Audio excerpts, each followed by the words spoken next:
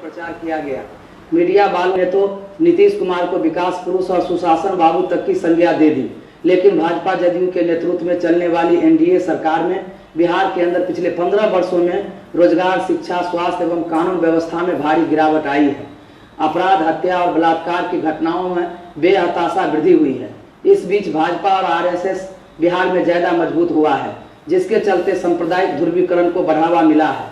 यही वजह है कि राष्ट्रीय अपराध रिकॉर्ड ब्यूरो के अनुसार 2017 में सांप्रदायिक हिंसा के मामलों में 22.5% वृद्धि के साथ बिहार सबसे पहले स्थान पर है। आंकड़ों के अनुसार 163 सांप्रदायिक हिंसा में 214 लोग शिकार हुए हैं। यह वर्तमान सरकार की देन है। हाल ही में कोविड-19 के चलते लॉकडाउन के दौरान जब बड़े लोग घरों में आराम फरमा रहे थे, तब लाखों की संख्या में हमारे गरीब प्रवासी मजदूर सड़कों पर पैदल चलकर घर वापस आ रहे थे। उस वक्त उन मजदूरों को बिहार वापस लाने के बदले भाजपा जदयू की सरकार उन्हें अपने घर आने से रोकने के लिए कई तरह के अतिक्रमों का सहारा लिया और उन्हें कोरोना महामारी फैलाने, मजदूर के रूप में बदनाम करने की कोशिश की गई।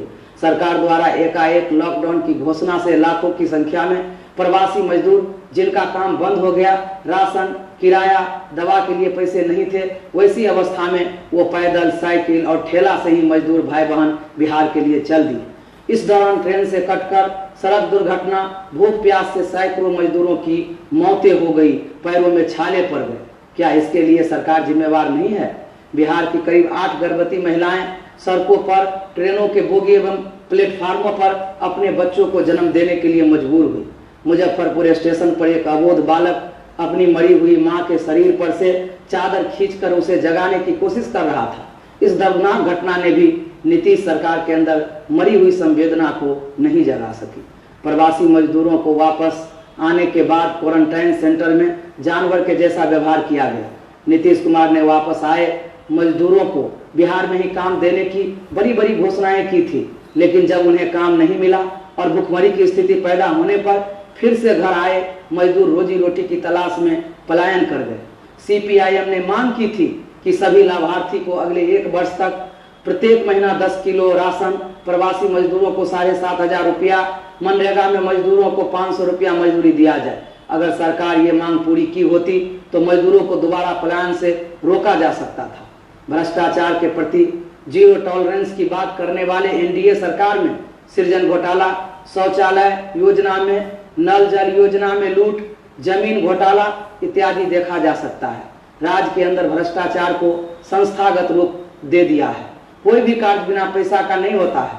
यही वजह है कि कल्याणकारी योजनाएं जैसे इंदिरा आवास, सामाजिक सुरक्षा पेंशन, राशन कार्ड, जन वितरण प्रणाली का लाभ गरीबों को नहीं मिल पा रहा है। आज भी 40% गरीब राशन कार्ड से वंचित है, तो दूसरी ओर जन वितरण प्रणाली का अनाज का बड़े पैमाने पर कालाबाजारी होता है। भूमिहीनों को बांस के लिए 3 डिसमिल जमीन देने का वादा जुमला बनकर रह गया। इसके बदले सरकार स्मार्ट सिटी के नाम पर गरीबों की झोपड़ी उजाड़ कर उन्हें सड़कों पर ला दिया। स्वास्थ्य के मामले में 21 राज्यों में बिहार दूसरे स्थान पर है। जहानाबाद में एक बेबस मां डॉक्टर और एम्बुलेंस के बिना अपने दूध मुहे बच्चे को दम तोड़ते देखती रह गई। कोरोना काल में स्वास्थ्य की बदहाली देखी गई।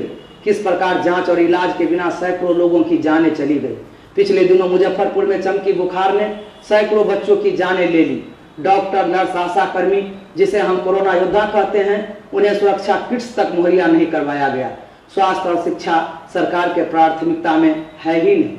इसका निजीकरण की वजह से आम जनता के पहुंच से बाहर है। निजी अस्पताल लूट का अड्डा बन गया है। इसीलिए हमारी पार्टी की मांग है कि शिक्षा और स्वास्थ्य को सार्वभौम किया जाए।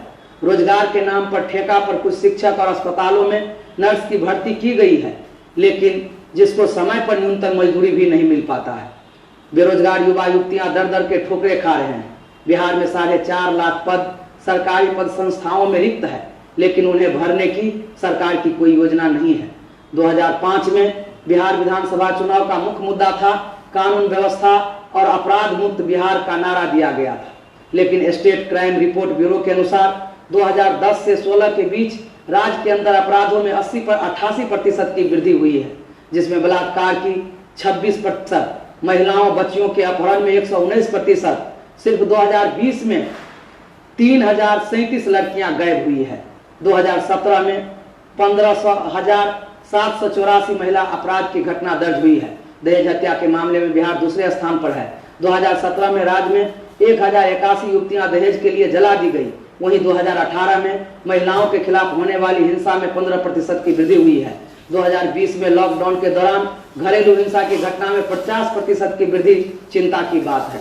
2018 में मुजफ्फरपुर बालिका सुधार गृह कांड में जहां 34 मासूम बच्चियों के साथ यौन शोषण और उसके साथ बर्बर जुल्म दरिंदगी की हदें पार कर दिया। नीतीश सरकार कहती है कि बिहार में कानून का राज है, लेकिन यहाँ तो रक्षक ही भक्षक है। अररिया में रेप पीड़िता को ही जेल भेजा गया और बलात्कारी ही बाहर है।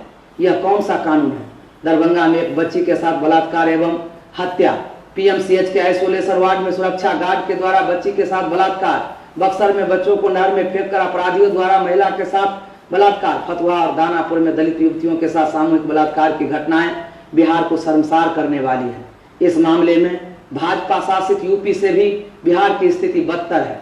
बिहार के वर्तमान शासन व्यवस्था में धर्मनिरपेक्षता, संवैधानिक अधिकार, रोजगार, शिक्षा, स्वास्थ्य पर संकट मंडरा रहा है। हमारी पार्टी ने इसकी रक्षा के लिए सामाजिक न्याय को मजबूती से लागू करने के लिए, महिलाओं को समानता और सुरक्षा के लिए अन्य वाम दलों के साथ मिलकर महागठबंधन के साथ तालमेल कर एक मजबूत विकल्प किया है।